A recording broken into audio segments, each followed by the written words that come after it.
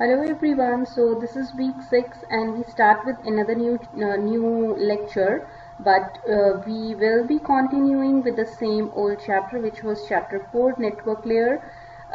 In the last week's lecture we covered many things about the network layer, like we had introduction, we talked about what is inside a router, and then the last thing we discussed was the datagram format for the IP protocol. IP is a very important protocol of the network layer.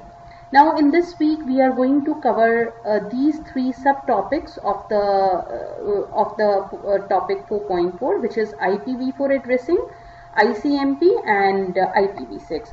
Although DHCP protocol will also be included in this. Alright, so let's start with this. We have already discussed about the IP addressing in our lab class, and all of you are already familiar, but still we will have a small discussion on it. We know that IP address is the unique address of the connection of the device, and IP address, they are 32 bits or the first 4 bytes. They are identifier for the host, router or the interface. They are the address of the host or the router or the interface. Now what is an interface? Interface is a connection between the host router and the physical link. So do you see here, this is the interface, which is the connection between the host router and the physical link. This is called as interface. Routers have multiple interfaces. In this picture you can see over here, this router is connected to 3 interfaces. One on the address 223.114, another one on the address 223.129, and third one on the address 223.1.3.27. So routers typically have multiple interfaces, and hosts typically have 1 or 2 interfaces. One interface can be wired and another one can be wireless. For example, in your laptops you can have at the most 2 connections, 2 interfaces for the connection. One is for the Ethernet or the wired connection, and the another one is for the wireless connection. Now IP addresses, they are associated with each interface. If you see over here, carefully look at the router, each interface has its own IP address. Same thing goes to your computer or laptop or mobile device also. If your laptop is connected to 2 interfaces, for example Ethernet link and the wireless link, it will have 2 IP addresses, because IP address is associated with the connection, or we call it as the interface. Alright, the address space used by the total address space for the IP version 4, IPv4 protocol is 2 to the power 32. So which makes 4294967 addresses. So that means we can have total number of this much addresses when we use the IP version v4 IP address. Alright, how the interfaces are connected, let's just get over here. Okay, so interfaces are connected. Wired interfaces are connected by the Ethernet switch. So we have done in the lab also. This is a switch. If we are, this is present in our lab also. If we connect the wired interface, all the systems will be connected through the switch, and then this switch is connected through the router. So if we are using some Ethernet link or the wired link, it will be connected by the Ethernet switch. Wireless are connected by just the routers. So wireless links, they are just connected with the help of the wireless routers. For example, you can see over here wireless routers. Alright, now coming to the subnet part. Now IP address has 2 parts. One is the subnet part and another one is the host part. So subnet part is the high order bits and the host part is the low order bits. If I go back here, now these are high order bits and these are low order bits. So subnet part is defined by the high order bits and the host part is defined by the low order bits. What is a subnet?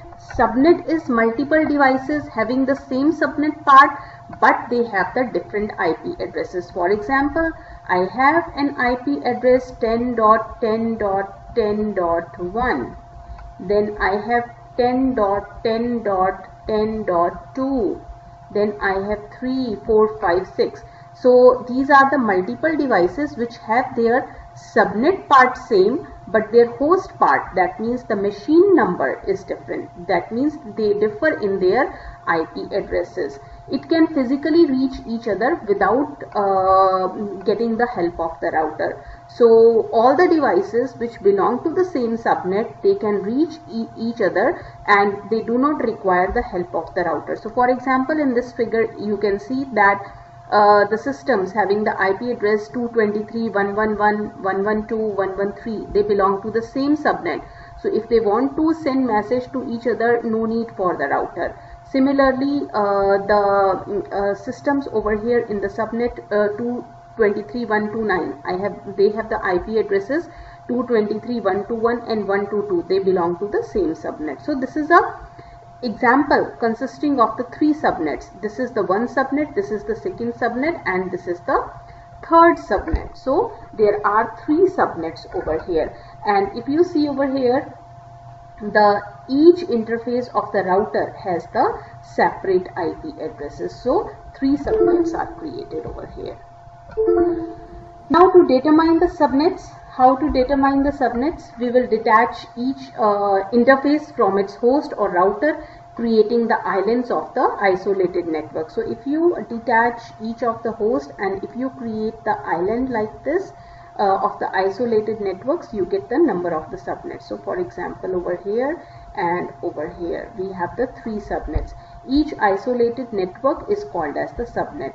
And if you see what is the subnet mask over here, this slash number at the end is called as the subnet mask. Now let's look at it over how many subnets are there, right? So how many subnets? Of course, visible subnets. What I can see, I have over here the first subnet, right? Then I have the second subnet, which is this one. Then I have the third subnet, this one. I have total 6 subnets over here. Now how 6 subnets? These are the first 3 subnets. So the first subnets are 223.113 on the router interface. Then I have over here 223.126. Then I have 223.1.327. It has 2 systems, subnet 1, subnet 2, subnet 3. Subnet 1 has 3 computers, subnet 2 has 2 systems, subnet 3 has 3 systems. Now if you carefully look at the router, this router has 3 other addresses also, right? This has one address over here, one address over here, one address here, here and here. So if you see, that means it can create one more subnet over here. For example, at this interface, this is created at this interface. The subnet created at this interface between the router 223.192 and 223.191. So let's name it router 1. Let's name it router 1, router 2 and router 3. So the subnet created between the addresses 223.192 and 223.191, 223.191 between the routers 1 and 2, which is the 4th subnet. Then there is the 5th subnet created over here between the router 2 and router 3. Then the 6th subnet created in between these addresses. Between router 1 and router 3. So total number of subnets are 6 over here. So to determine the subnets, we detach each interface from its host or router. We create islands of isolated networks with interfaces terminating the endpoints of the isolated networks, and each isolated network is called as the subnet. So if we have seen over here that there are 6 interfaces over here. Alright, so moving ahead now.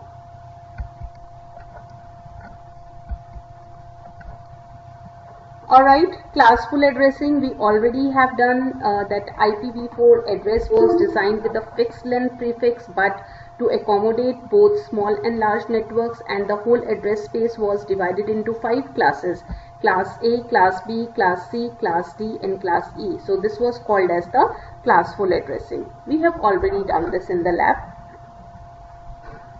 So in class A, the class A addresses range from 0 to 127, class B range from 128 to 191, class C range from 192 to 223, class D range from 224 to 239, and class E range from 240 to 255. In binary number, to identify the class, the first bit is 0 for class A, the first 2 bits are 1 and 0 for class B. For class C, the first 3 bits are 110, for class D 1110, and for class E, first 4 bits are 1. Class D is not divided into any prefix or suffix because it is used for multicasting, and all the addresses that start with all the 4 ones, they belong to the class E. However, we will not use class D, any IP address belonging to the class D and class E when we are discussing our examples. We will just focus on the 3 classes, class A, class B and class C, just like we did in the lab class. We know how to find out the number of blocks and the number of block sizes, because this concept is already discussed in the lab class, so I'm not going to discuss it over here again. Because if you see, okay, so here goes the explanation also. Net ID and host ID, because for the class A, the first byte specifies the network ID, the last 3 bytes specify the host ID. That's why the subnet mask for the class A we have 255.0.0.0. In class B, the first 2 bytes specify the network ID and host ID are specified by last 2 bytes. So the subnet mask is 255.255.0.0. In class C, the first 3 bytes are specified specify network ID, and the last byte specifies the host ID. So the subnet mask is 255.255.255 and 0. Class D is used for multicasting, and class E is reserved for the future use. So these are the subnet masks for the class A, class B, class C. In the CIDR or the slash notation, class A is specified as /8, class B /16, class D /24. Alright, now we come to the CIDR notation, although this also we have discussed in our lab class, classless inter-domain routing. It's a internet address, it's a technique to assign the IP address to the devices. So subnet portion of the address can have any length. And the address format is now given as like x, x, x, x /y, right? So where x they are the bits in the y, this y is the portion in the subnet portion, address of the subnet portion. So if you see over here, this is the subnet part and this is the host part. If I have an address 223.16.0.23, so 32 minus 23, 32 minus 23 is 9. So 9 bits will define the host part, and rest all the bits will define the subnet part. So 23 bits will define the subnet part, and the rest 9 bits will define the host part. Now, how to calculate the number of addresses, the first address and the last address in the subnet we have already done in the lab. The number of addresses are calculated as 2 to the power 32 minus n, where n is your slash, whatever is in the slash, bits in the subnet portion of the address. And to find the first address, we keep the leftmost bits set to rightmost bits all set to 0, 32 minus n. To find the last address, we set 32 minus n rightmost bits set to all ones. And the address mask is 32-bit number in which the prefix bits are set to 1 and rest bits can be set to 0. So we have example over here how to calculate the first address and the last address, although we have done in the lab also. So here we have the address 205.16.37.39/28. First of all, we need to convert this address into binary. Now to find the first address, we will set 32 this is our n, this is small n, so we will set 32 minus 28 rightmost bits to 0. We use the same address and these 4 bits we set it to 0. We convert it into decimal number and it will give us the first address, right? And then 32 minus n rightmost bits, when we set it to 1, it gives us the last address. So we set the last 4 bits to 1 and we get the last address. If you see, this is the first address 205.16.37.32 and the last address is 205.16.37.47. And the total number of addresses are 2 to the power 32 minus 28. 32 minus 28 is 4. So 2 to the power 4, which is equals to 16. So that means in this subnet there are 16 IP addresses. So that means there are 16 devices. We learned that the first and the last address, they are not assigned to the host because the first address is set for the identifying the network. So the first and last address are not usually assigned to the host. What is a subnet mask? Subnet mask is a 32-bit number that masks the IP address. Masks usually means hides an IP address and divides the IP address into 2 parts, network address and the host address. Subnet mask is made by setting the network bits to all ones and host bits to all zeros. So you can find the subnet mask by setting the network bits to all ones and host bits to all zeros. Alright, applying a subnet mask to an IP address will separate the network address from the host address, and the network bits can be represented by ones in the mask and host bits can be represented by 0. You can perform bitwise AND operation with the subnet mask to produce the network address. This is the another way of identifying the first address and the last address. For example, in the class C subnet mask, our IP address 216.3.128.12, right?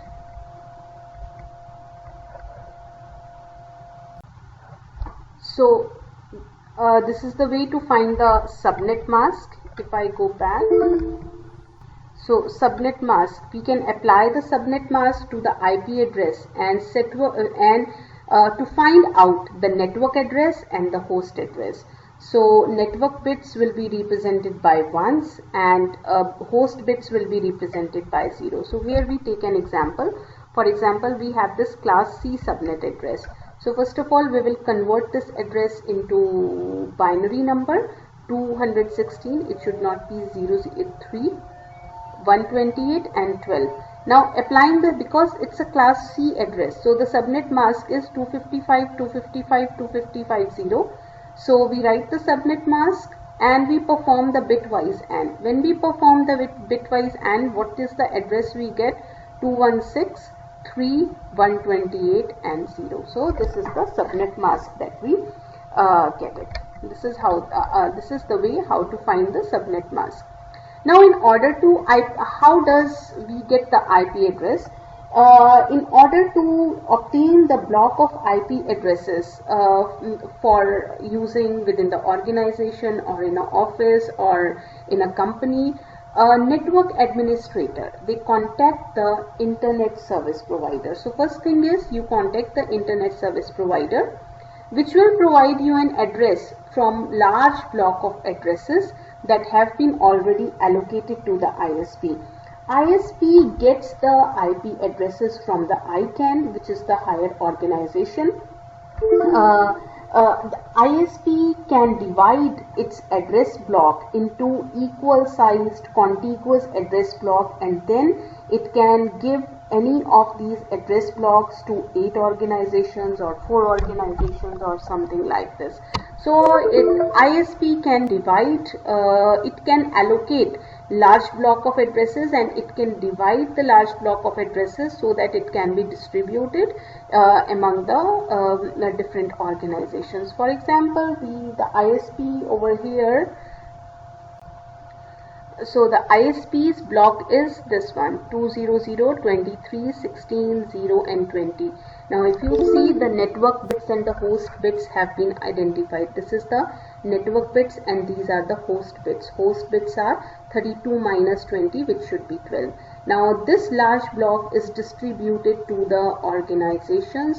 For example, like this 200, 13, 16, 0, 23. So their network part is 200, 23, 16.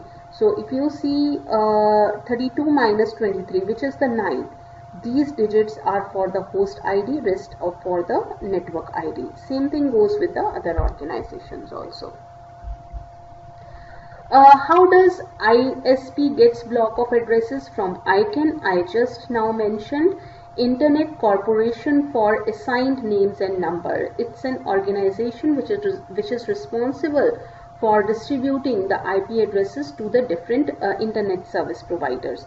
It's a non-profit organization in California, and its role is to allocate the IP addresses. It manages the domain name root servers, and it assigns the domain names, and it resolves the domain name dispute. So these are the functions or the responsibilities of the ICANN. How does host get the IP address? Once organization has obtained a block of addresses, it can assign individual IP addresses to the host and the router interfaces in its organization. So once a basic organization has got a block of addresses, it can then distribute or assign those individual IP addresses to the various devices and the router interfaces in the organization. Okay, now system administrator will configure the IP addresses into the host, and most of the time this task is now done by the DHCP protocol, Dynamic Host Configuration Protocol. We discussed this time in the lab also, and the purpose also. DHCP, the purpose of DHCP is to automatically get the IP address from the DHCP server. So when you first switch on your system, or when you first switch on your system, the first thing that your system does after, of course, after booting and after loading the operating system, what it does is it first of all contacts the DHCP server of the organization. Now after contacting the DHCP server, it gets its IP address from the pool of the IP addresses stored in the DHCP server. So DHCP server allows a host or a device to obtain an IP address automatically. Now who configures this DHCP server? This DHCP server is configured by the network administrator of the organization. A network administrator can configure the DHCP so that any host receives the same IP address each time it connects to the network. Or host may be assigned a temporary IP address also. If it is assigned a temporary IP address, then every time when the host connects to the network, its IP address will be different. Okay, now let's talk about more about DHCP server. So the goal of the DHCP server is to allow the host to obtain its IP address from the DHCP network server when it joins the network. DHCP, because it automates the network related aspects of connecting a host to the network, DHCP is also called as plug and play protocol. So this capability actually makes DHCP very attractive to the network administrator. Otherwise, the network administrator will have to do this task manually. Let's understand this DHCP in very simple language. consider yourself, you are a student and you normally use laptop. So for example, you are moving from building A to building C, or from classroom to the lab, or from building B to building C. Now it is more likely that in each location your laptop will be connected to a new subnet, and when you move from building A to building B, we have router for building B separate, and we have separate router for building A. So when you move from building A to building B, your system will need a new IP address at each location. So in this case, DHCP is ideally suited for these situations, because many users will be coming and going and addresses are needed only for a limited amount of time. I can give you another example. Consider a large residential society, which large residential internet service provider. It has 2,000 customers, but at a particular time, not more than 100 or 400 customers are online at the same time. So in this case, if we permanently assign IP address to all the 2,000 customers, it will be a wastage. So a block of just 2048 addresses for a DHCP server that assigns addresses dynamically, it will need only a block of 512 addresses. So when the host joins and leave, DHCP server needs to update the list of available IP addresses, and each time host joins, DHCP server will allocate any arbitrary IP address from the current pool of available addresses to the newly joined host. So this is how the DHCP makes the life of the network administrators easier.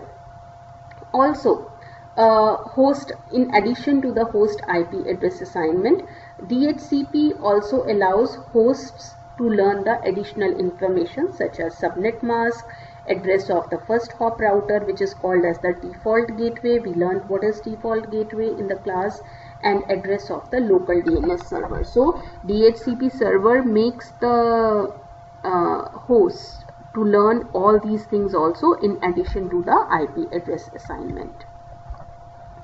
Now, how this process is initialized, or how this process is carried on, the assignment of the IP address to the host by the DHCP server. So to indicate the address being allocated to the newly arriving client, so there are 4-step procedures. First step is host will broadcast that I am on the network, I have come on the network. So host will send the DHCP discover message, because it wants to discover the DHCP server. So to all the servers, to all the nearby computers, this discover message will be sent. Broadcast means sending it to everyone. Now, who will respond to this DHCP discover? Only the DHCP server. So DHCP server will respond to the host, and that message is called as the DHCP offer message. Now host will send another. Now when DHCP server has responded to the host, now host knows the IP address of the DHCP server. So the third message that host will send, it will not be broadcasted. Only the first message is broadcasted. Now host will send the message to the DHCP server, and it will request for the IP address, and that message is called as the DHCP request message. Now DHCP server will send the address, and that message is called as the DHCP acknowledge message. So these are the 4 steps. Only the first message or the first communication is broadcasted. The third communication is not broadcasted. So if you see over here how it does, let's understand the complete scenario of this one. Okay, so here is the DHCP server. All these systems are already having the IP addresses. Now arriving DHCP client, we have some just I told you that you are a student, you may be going to another building from building B to building A, so your system will connect the DHCP server. So arriving DHCP client needs address in this network. So how it will be done? So this is an arriving client. It does not have the, when the client arrives, it does not have the IP address. So what it will put, it will send the discover message. When it is sending the discover message, what it will do in the source address, it will just put 0000, and this is the port number 68, because we understood in the Wireshark class that the DHCP messages are sent on the port number 67 and 68. 68 port number is used from client to the server, and 67 is used from server to the client. And it will put in the destination IP address all 255 means the broadcast address. So it will be a broadcast address, and port number is 67. Rest other parameters we just leave it for a while.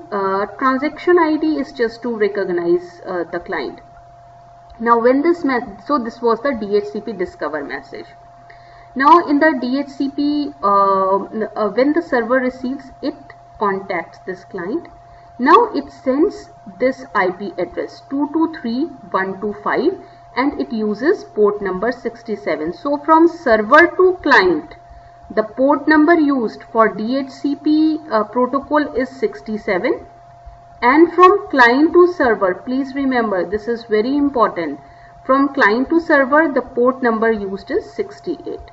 So source, it sends 223, this is the source address of this DHCP server. In the source it puts 223.125. Destination address, it puts the same thing, a broadcast, and port number is 68. Port number is 68. Now it offers this IP address 223.124 to this server, and some transaction ID will be the same, and lifetime 3600 seconds. That means within this second it should get the message from this client, from the client. If it doesn't get, it will be lost. It will not assign the same IP address. Then the same procedure has to be followed again. So this is the IP address assigned 223.124. Now after receiving this message, client sends the, this was DHCP offer message. Client sends the DHCP offer request message, puts the same 00068 broadcast address. Now it puts the IP address in the Y address which was assigned by the DHCP server. So the transaction ID is incremented by 1, and lifetime is just a TTL period. After receiving this, DHCP, it acknowledges, DHCP server acknowledges with the same transaction ID. Now in the source it puts the same thing, its own IP address, port number, destination is the same, and IP address is assigned 223.124 to this system, and 30. So this is a 4 step based process for assigning the IP address to the client. Now what does DHCP returns? DHCP returns IP address, address of the gateway, address of the gateway, name and IP address of the DNS local server, and the subnet mask. So these are the 4 things that the DHCP server returns to the client. Alright, so we have finished with the first part of our today's lecture. We still have ICMP and IPv6. I will start with the next part. Here we go with the next part, which is ICMP and IPv6. We are going to talk about it.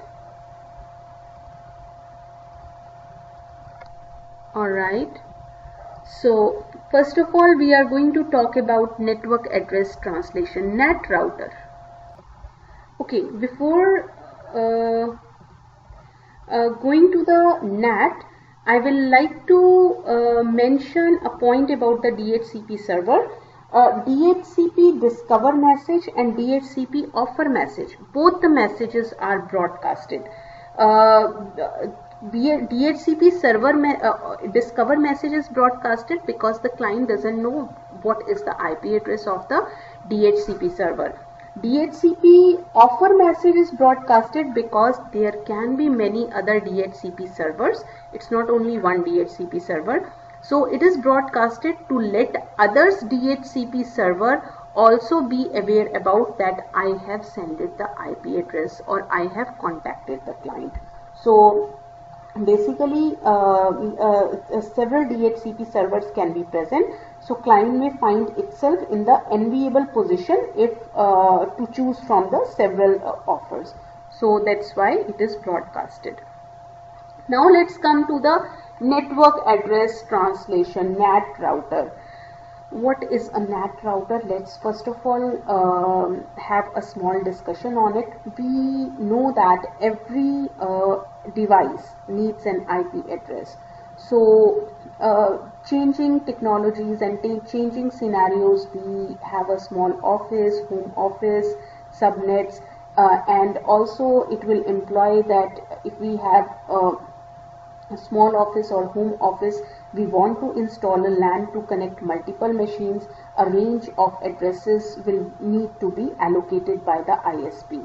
So if our subnet grows bigger, for example, we have kids at home, they do not have only their computers, but they have like iPads, or they have smartphones, iPhones, and even the network enabled game devices, we need a large block of addresses.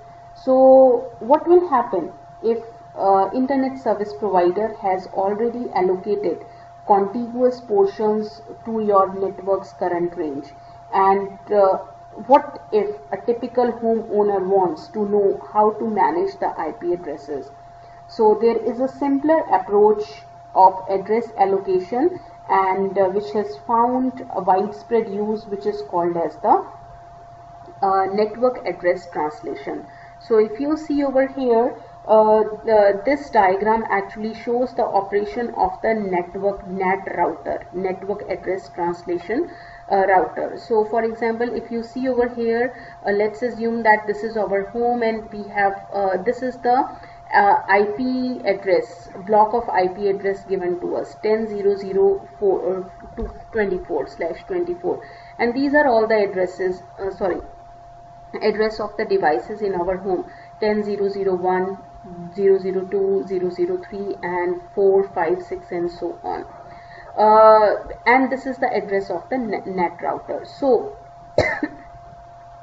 datagrams, whatever the messages or the datagrams with the source or destination address in this network have 10.0.0.24 address for source and destination as the usual. Now all the datagrams leaving this router will have the same single source network IP address. So for example, this system sends some message. So when it comes over here, the message will have the IP address 10.0002. But when it comes to the NAT router or the NAT router, because all these systems, they are connected to the same router. So when it comes, leaves this router, it comes to this router, this NAT router will assign the IP address 138.76.29.7 to this system. So all the datagrams that leave this local network have same single source net IP address, which is 138.76.29.7, different source and port numbers. So I can say that this is the IP address which is visible to the rest of the network, or which is my public IP address, and this is my private IP address, a sort of private IP address. So the motivation behind, I told you, local network users just one IP address as far as outside world is concerned. So it doesn't matter how many devices are you using at your home. So whatever the message you send from different kinds of devices, it will always have one IP address to the rest of the world. So range of addresses need not to be needed from ISP, just one IP address for all the devices. It can change the addresses of the devices in the local network without notifying the outside world. It can change the internet service provider without changing the address of the, you can change the ISP without changing the IP address, and devices inside the local network need not to be explicitly addressable or seen by the outside user. So this is my sort of public IP address and a private IP address. I can just say like that. Now, what NAT routers must have? NAT router should have outgoing datagrams should replace the source IP address and the port number of every outgoing datagram should be replaced with IP address of the NAT router and the new port number. Remote clients and server will respond to the, when remote client and server they will respond with the NAT IP address and the new port number. So when that message arrives, now this NAT router will be responsible for changing to the original source IP address and the port number of the machine. So in NAT has a NAT translation table. So every source IP address port number to NAT IP address new port number translation pair it saves. Incoming datagrams replace NAT IP address and the new port number in the destination fields of every incoming datagram with the corresponding source IP and port number stored in the NAT table. Now what does this mean? Let's understand. For example, now this let's assume that this system 10003 has sent a message. So what IP address it will use? 10003, and let's say port number the port number 520. When it comes to this NAT router, now this NAT router will replace this IP address with its own with this address. Let's assume 138.76.29.7 and some port number, let's say 1020. So when the message reaches to the destination, that person or that device will see this IP address and not our real IP address. Now when that device responds to us, it will use this NAT router's IP address and the port number. So when the message arrives at the NAT router, now NAT router, what it will do, it will have a NAT table, translation table. It will look into this translation table where it has the NAT IP address and the original IP address pair. So it will replace this IP address with this system's IP address and the port number and then send it to this system 10003. So this is a sort of private IP address and a public IP address. So NAT router, it should do three things. Outgoing datagrams should be, it should replace the source IP address and the port number of the outgoing datagrams to the NAT IP address and the new port number as the destination address, so that client servers will respond using the NAT IP address and the new port number address as the destination address. In a NAT router must update or maintain a NAT translation table which should have source IP address port number and NAT IP address new port number. Now all the incoming datagrams, when incoming datagrams arrive at the NAT router, it must replace the NAT IP address and the new port number in the destination field with the corresponding source IP address and the port number stored in the NAT table. So this is all the things that NAT router should do. So this is what I just explained you. For example, same thing I just explained you. For example, this is the NAT table, NAT translation table. So for example, it sends the message using the port number 3345 and this is the destination address and this is the destination port number. So when this arrives, when the message arrives at the NAT router, so what NAT router will do, it will look into the translation table. Instead of source IP address, it will put this IP address 138.76.29.7 and the port number is 5001. Destination address will be the same. Now, the machine, the destination machine, will see this IP address and not our device IP address. This is our public IP address. Alright, now when the machine sends some message to us, it will use this IP address 138.76.29.7 and the same port number as the destination address. So when this arrives at the net router changes the destination IP address from 138.76.29.7 5001 to 10.0.0.1.3.3.4.5 and delivers it to the same system. So this is how the NAT router works. Alright, next we talk about ICMP very quickly. Although we have done the ICMP protocol in the Wireshark lab, it is used by the host and routers to communicate network level information. It is used for error reporting. ICMP is basically a error reporting command or error reporting protocol. Unreachable host, network congestion, incorrect port number or protocol problem. It can echo request and reply, and we use the command ping. Available in the network layer above IP. ICMP messages, they are carried in the IP datagram. The message structure is ICMP type, ICMP code, and first 8 bytes of IP datagram causing the errors. These are some of the codes and their description. Type is 0 and code is 0. It is reply. Type is 0 and code is type is 8 and code is 0. We have done in our lab, which is the request command. So there are other types and codes also. You can go through it.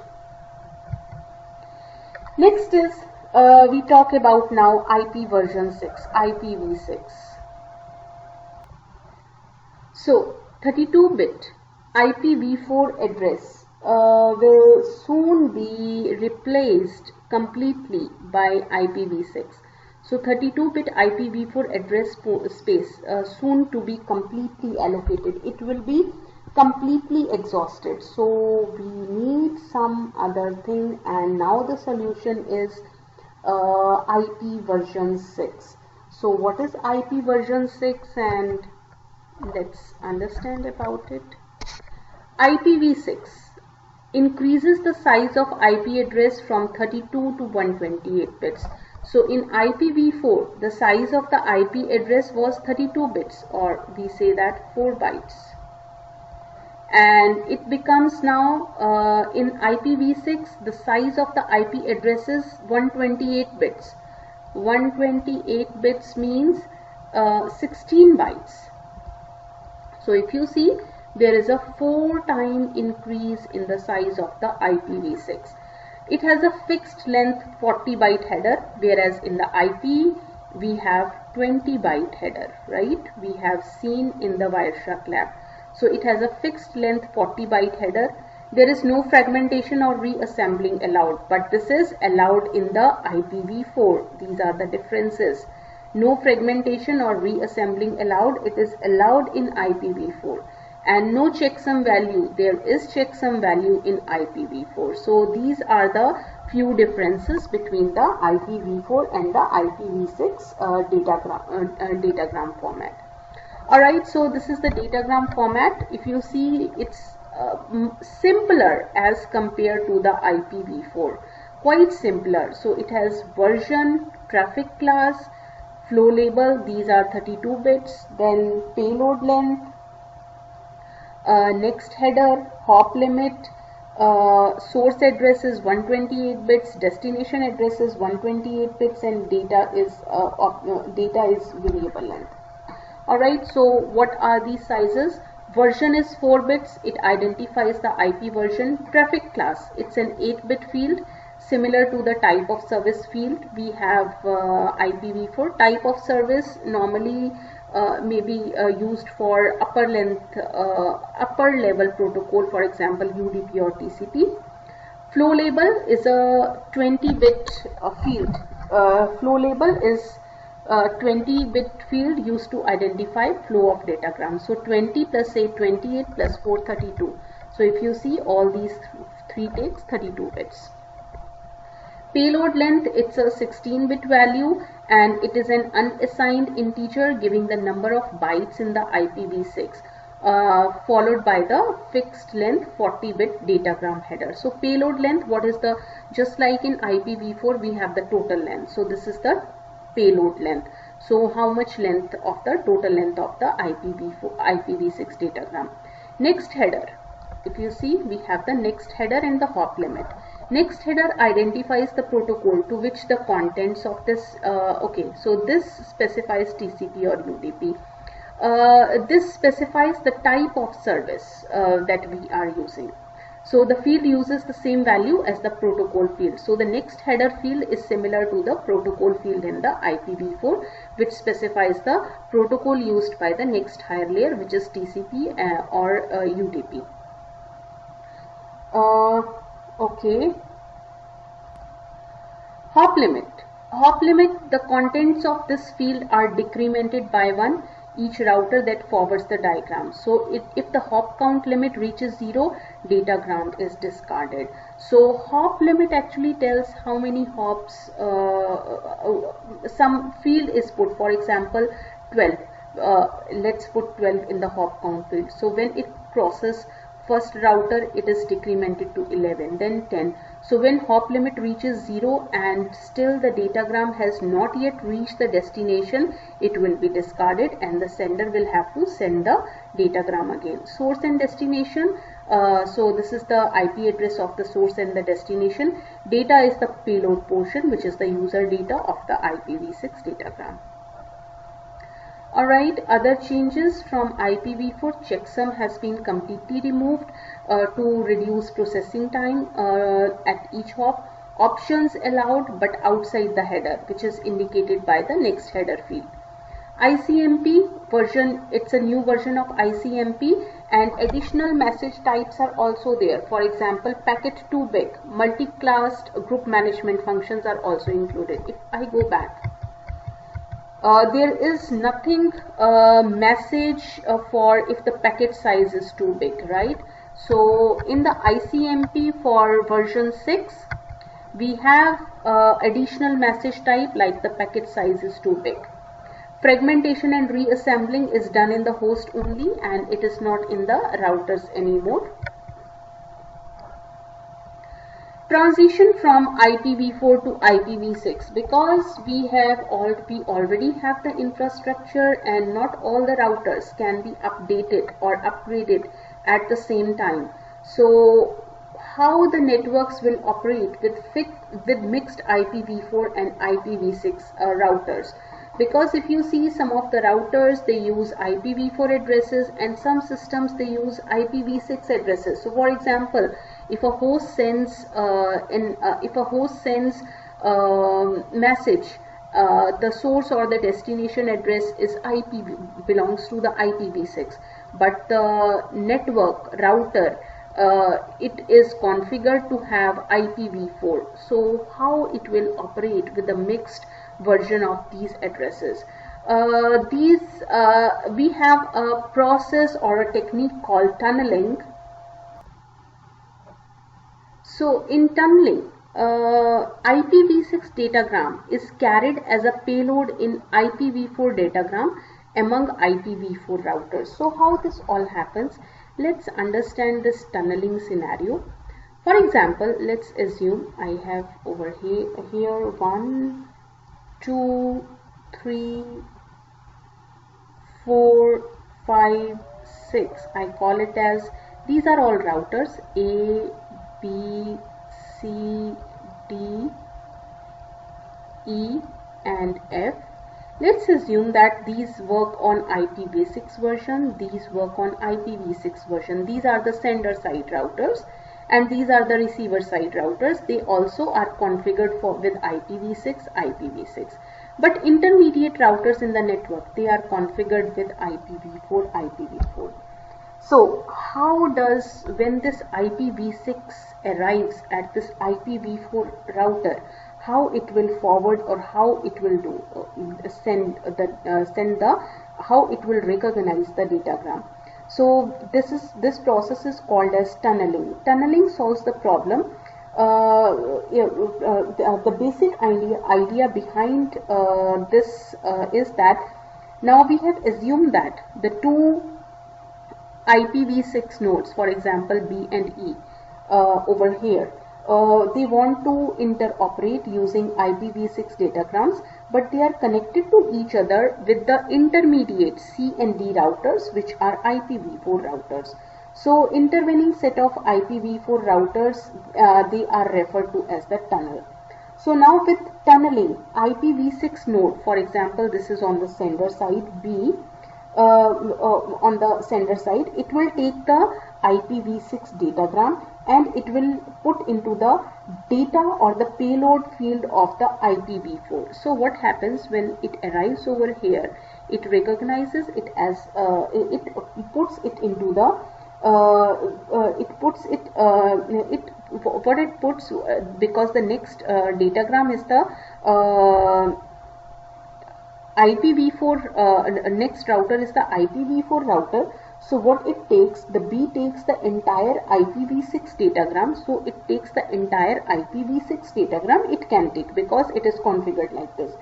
So what it will do, it will make IPv4 field and puts the IPv6 datagram in the payload field of the IPv4.